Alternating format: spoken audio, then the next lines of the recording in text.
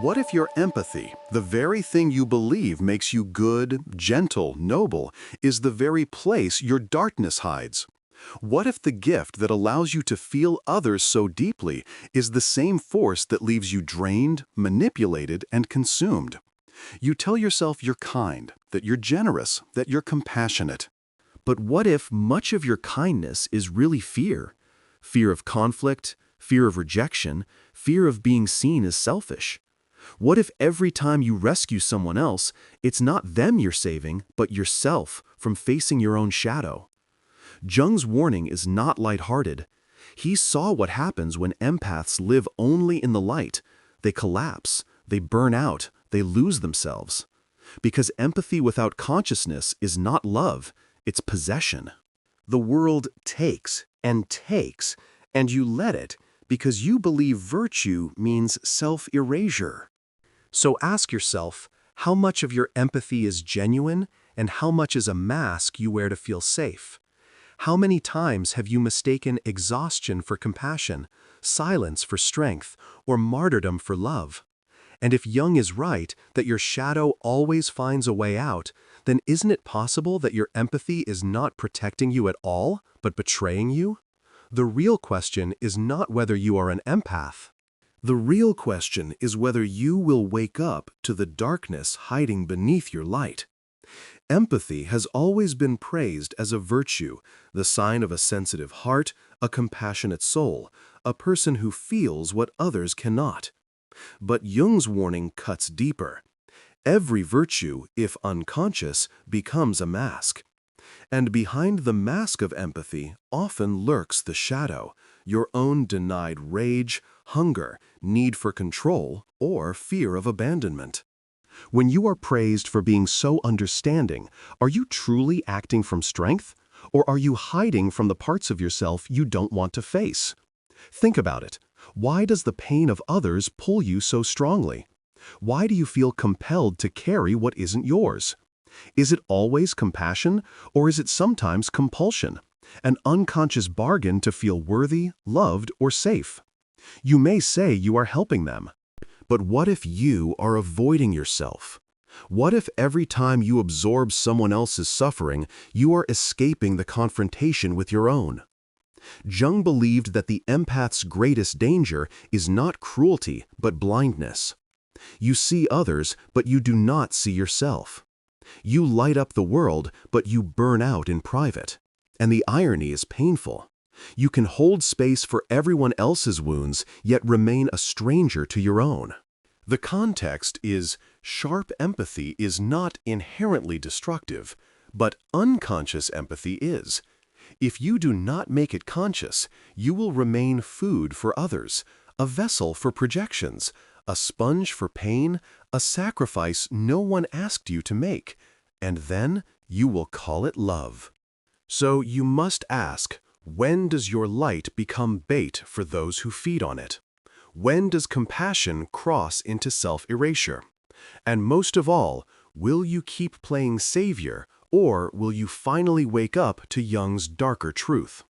That empathy without shadow work does not save you. It devours you. You already know how easy it is to wear empathy like a badge, to be praised for your kindness, your patience, your ability to carry others without complaint. People may admire you for it, and you may even admire yourself. But here lies the danger Jung warns about. When empathy becomes a mask, it no longer serves truth, it serves illusion. And illusions, when left unchallenged, always rot into darkness. Ask yourself honestly, how many times have you let someone drain you, telling yourself it was love? How many times have you carried a weight you could not bear, disguising exhaustion as compassion? And how many times have you allowed your silence to pass as strength when, in truth, it was fear? Fear of conflict, fear of rejection, fear of facing what you really wanted. The mask of virtue is subtle. It tells you that you are noble while quietly robbing you of your life. You call yourself giving, but is it always giving, or is it sometimes surrender? You call yourself understanding, But is it always understanding, or is it avoidance dressed in gold? The shadow hides beneath this mask, whispering, "If you keep others happy, you won't have to face yourself." But the tragedy is sharp. Every time you let empathy excuse your own neglect, you trade pieces of your soul for approval that never lasts. And isn't that the darker truth? That what appears as light may actually be bondage. You shine for others while dimming for yourself. You let others feed because it feels safer to starve than to be seen as selfish. You build your identity on being needed, while never asking if you truly want to give. And the mask grows tighter with each denial until you no longer know if you are helping out of love or out of fear. Jung reminds you what you repress does not vanish. It waits. Your anger, your resentment, your hunger for boundaries, all of it seeps through the cracks. You may never speak it aloud, but your body will betray you. Exhaustion, illness, numbness, these become the silent language of a shadow denied. So the very empathy that earns you praise may be the same empathy that eats you alive. Why do you think you attract those who take and take? Why do you feel invisible when you give everything? It is because the mask of virtue is not truth. Truth would allow you to give without resentment, to love without collapse, to shine without being devoured. But the mask keeps you trapped in cycles of depletion, playing savior to others while abandoning yourself. So look closer. Is your empathy real, or is it a bargain? A bargain where you sacrifice your needs in exchange for belonging. A bargain where you silence your anger because anger feels dangerous. A bargain where you erase yourself, hoping one day someone will finally see you. But how can they see you when you are always hiding behind the mask? The shadow of the empath is not cruelty. It is denial. It is the refusal to admit that beneath your light lies darkness, and that darkness holds power you need. Until you face it, you will keep pretending that self-erasure is love, that silence is patience, that collapse is compassion, and the world will applaud you even as you disappear. So the question presses, will you keep wearing the mask until it consumes you? Will you keep feeding others while starving yourself?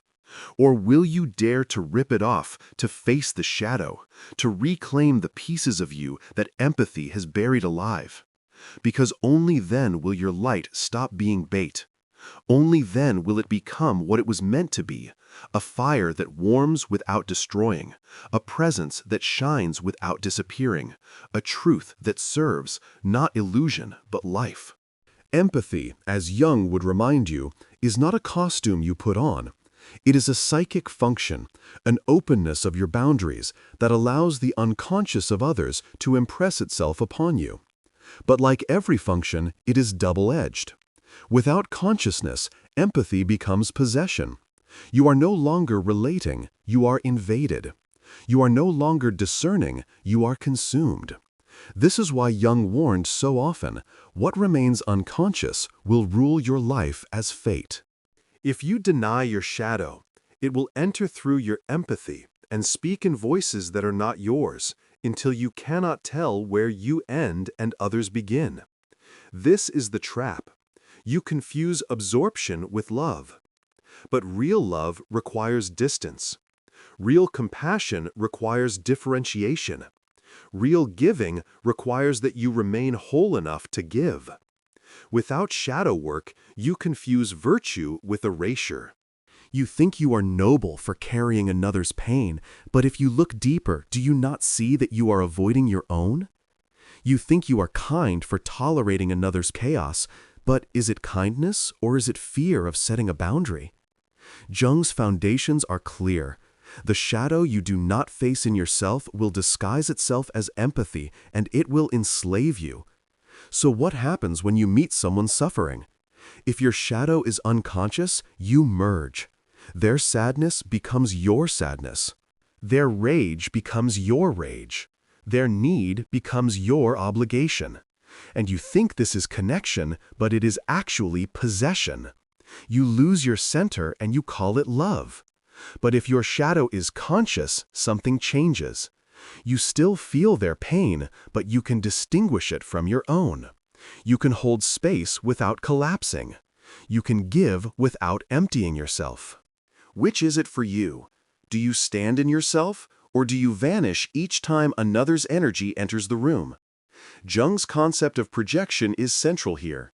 What you repress in yourself, you will inevitably project outward. For the empath, this means that the selfishness, anger, and hunger you disown will appear magnified in others. And when you encounter them, you will rush to heal them, not realizing that what you are really trying to heal is your own denied shadow. Do you see the cycle?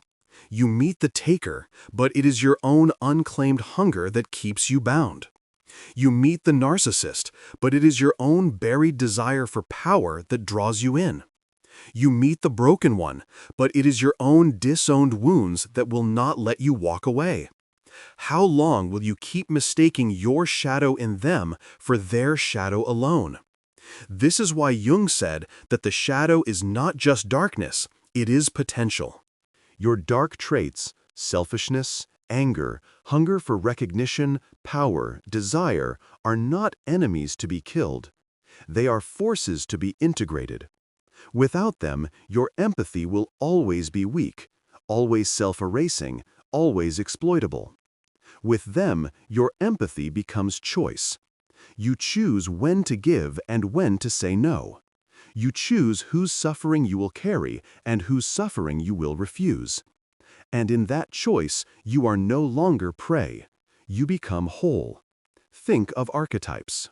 The empath without shadow is the martyr, always giving, always bleeding, always collapsing.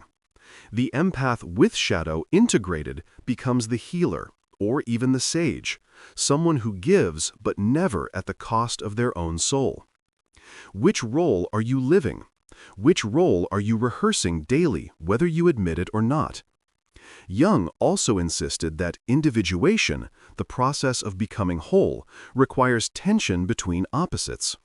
If you live only in the light of empathy, you are unbalanced. You must hold the tension with its opposite, anger, selfishness, separateness. If you deny one side, you collapse into possession. If you integrate both, you step into freedom. So ask yourself, when was the last time you allowed yourself to feel selfish without shame? When was the last time you spoke anger without apology? When was the last time you chose your own need above someone else's, not out of cruelty, but out of truth? If the answer is never, then your empathy is not integration. It is imbalance. And imbalance, Jung warns, always leads to collapse. The theoretical foundation, then, is this: empathy without shadow is incomplete. It is half a life. It is bait for those who know how to feed. But empathy with shadow, empathy that has faced its own darkness, its own hunger, its own rage, becomes strength. You no longer confuse absorption with love. You no longer confuse silence with strength. You no longer confuse martyrdom with meaning. Instead, you stand in yourself. You give when you choose, and you stop when you choose. You carry others when it serves life, and you let them carry their own weight when it serves their growth. So what will you do with this knowledge?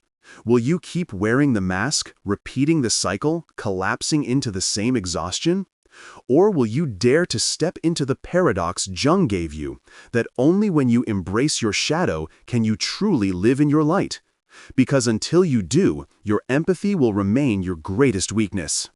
But once you do, it may become your greatest strength, not the kind that feeds others until you vanish, but the kind that stands rooted and radiant, a presence that can hold suffering without being destroyed by it.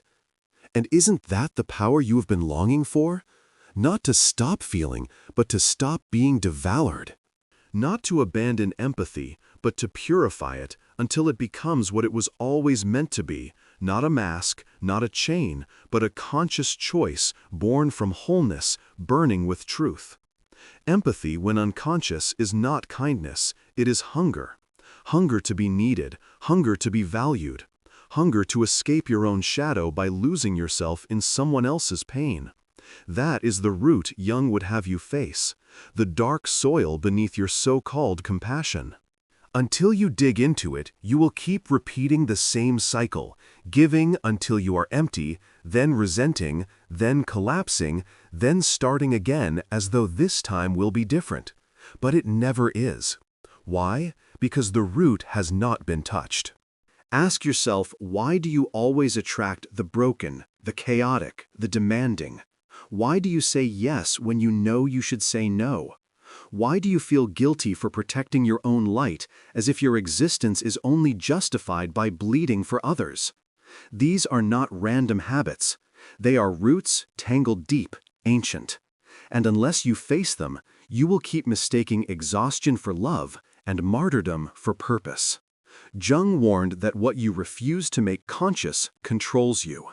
For the empath, that refusal means one thing. You will continue to confuse your shadow for someone else's suffering. You will keep seeing their chaos as your obligation, their hunger as your duty, their wounds as your reason for existing. But beneath all of it, what are you really running from? Is it not your own fear of being unloved? Your own fear of being selfish? Your own fear of facing your anger, your boundaries, your right to say no? Until you admit this, you will feed everyone but yourself and call it virtue. The root of this trap is projection. The selfishness you refuse to own in yourself, you will meet in others, and you will rush to heal them. The anger you bury in silence, you will tolerate in others, and you will carry it until it poisons you. The need for recognition you repress, you will lavish on others, applauding their lives while your own remains unclaimed. This is why your empathy feels like a curse, because it is not empathy at all. It is projection disguised as love. And isn't that the darkest truth of all? That in trying to escape your shadow, you are feeding it every day. Look closer. Every time you collapse from giving too much, what is really at work? A root belief. If I stop giving, I will not be loved.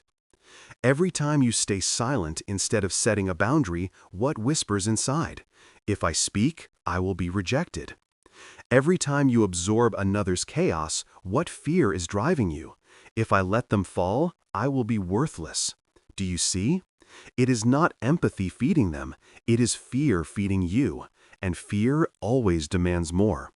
But once you name these roots, everything shifts. When you admit your own selfishness, you no longer have to live it out unconsciously by merging with takers. When you face your own anger, you no longer have to carry the anger of others. When you claim your own hunger for love and recognition, you no longer need to bleed yourself dry for scraps of validation. Integration of the shadow breaks the cycle. Your light is no longer prey, it becomes power. Think of a tree. When the roots are shallow, any storm can topple it. That is the empath without shadow work, beautiful on the surface, but fragile underneath, easily shaken, easily consumed. But when the roots are deep, the storms come and go, yet the tree stands. That is the empath who has faced the shadow, who has dug into the dark soil and allowed it to nourish, not devour. Which tree are you? The one admired for a season until it breaks, or the one that stands storm after storm precisely because it is rooted in the darkness below? Jung taught that wholeness comes not from escaping opposites, but from holding them. Your empathy becomes strength not when you silence your shadow, but when you integrate it.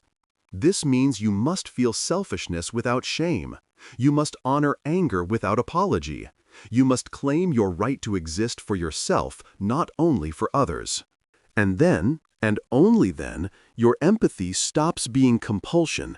It becomes choice, a gift you can give without disappearing. So ask yourself now, what part of you do you still refuse to integrate? What root keeps you entangled, feeding others who do not feed you? How long will you let that root drain your life while you pretend it is virtue? And what would happen if you dug, if you faced the shadow directly, if you stopped running and let it finally speak? Perhaps it would tell you what you most fear to hear, that the hunger you keep feeding in others is your own. But perhaps it would also tell you the truth you most need to know, that you can feed yourself. Because in the end, that is the root transformation, from being food for others to being nourishment for yourself, from being prey to being presence, from being drained to being rooted. Jung's warning is not gentle, but is liberating.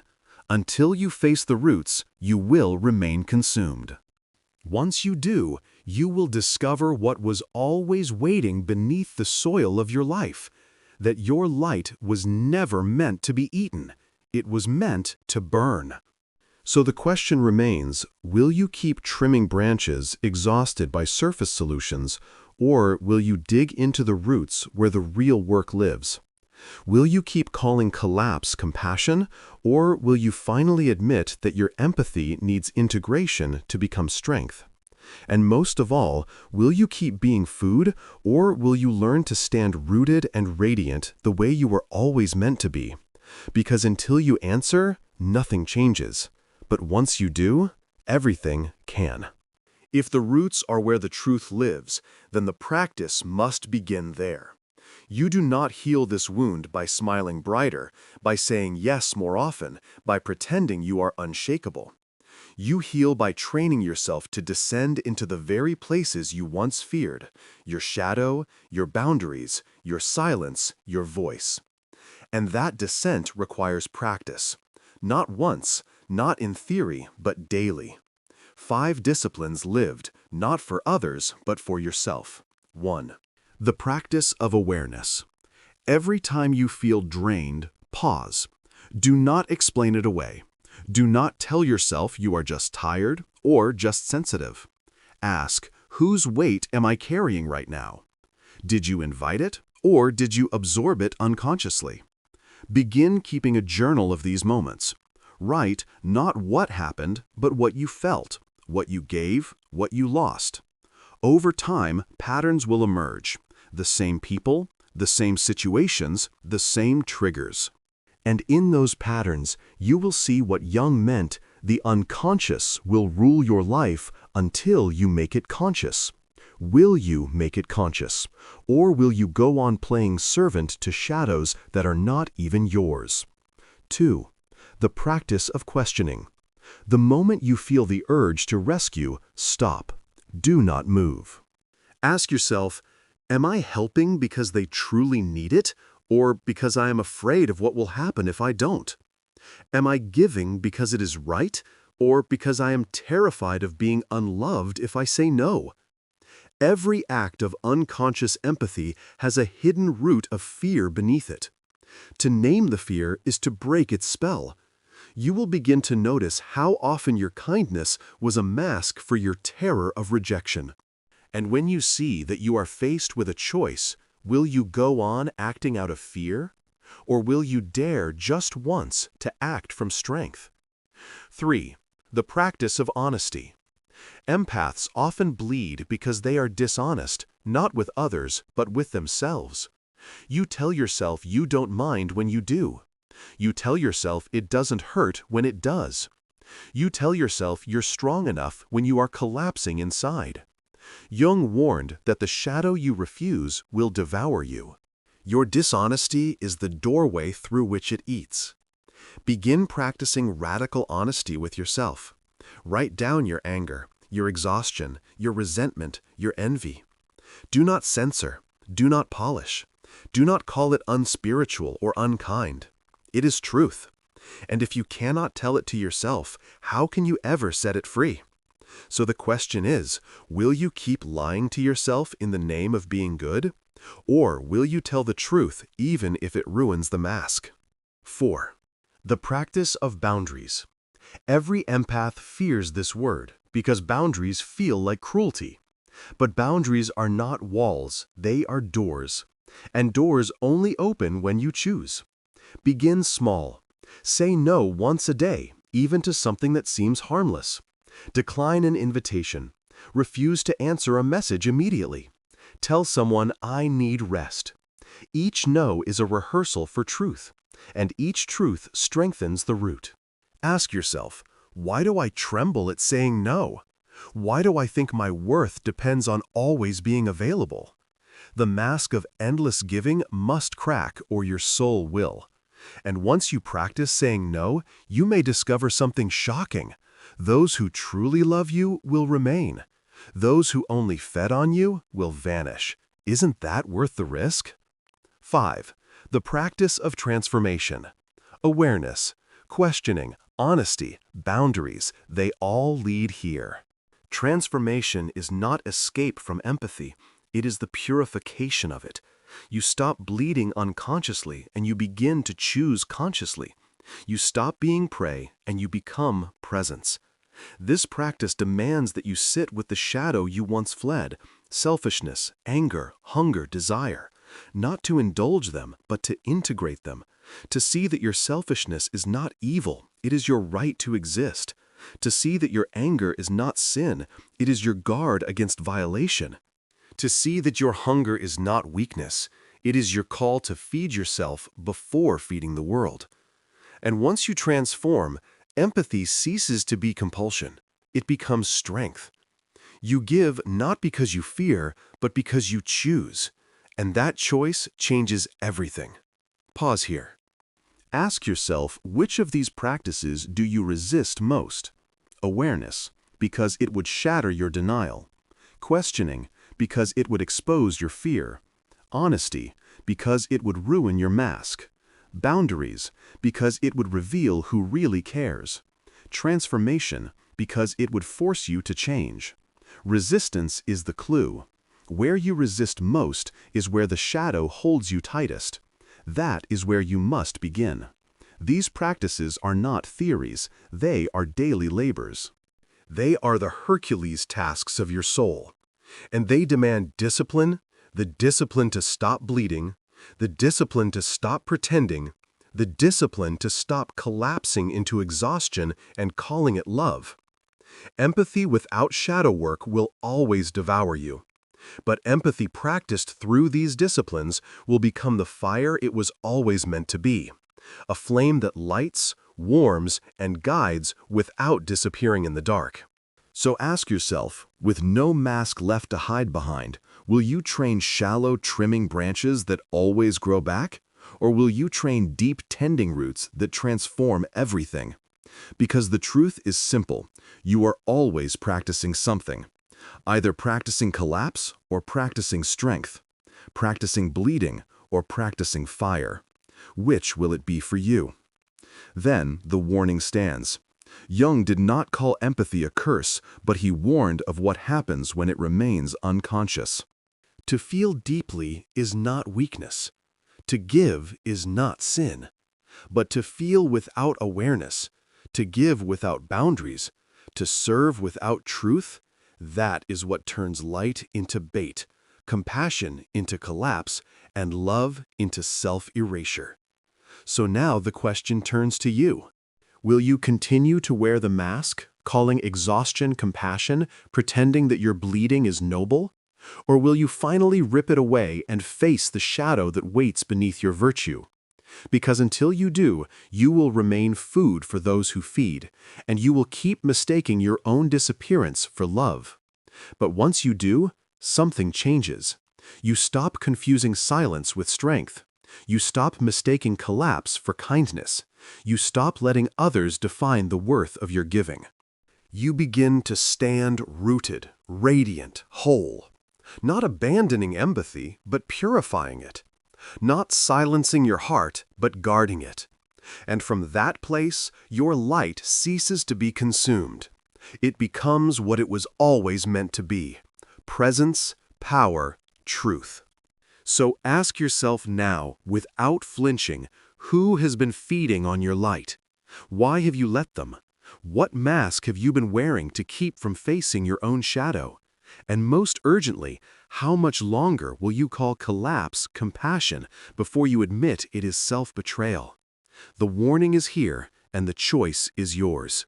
You can go on bleeding, or you can begin practicing strength beginning today. If you are ready to walk the path Jung marked, take the first step. Claim your boundaries, speak your truth, stand in your fire. Because no one can do it for you. And if you do, you may discover what you were meant to know all along. Your light was never theirs to feed on. It was always yours to carry.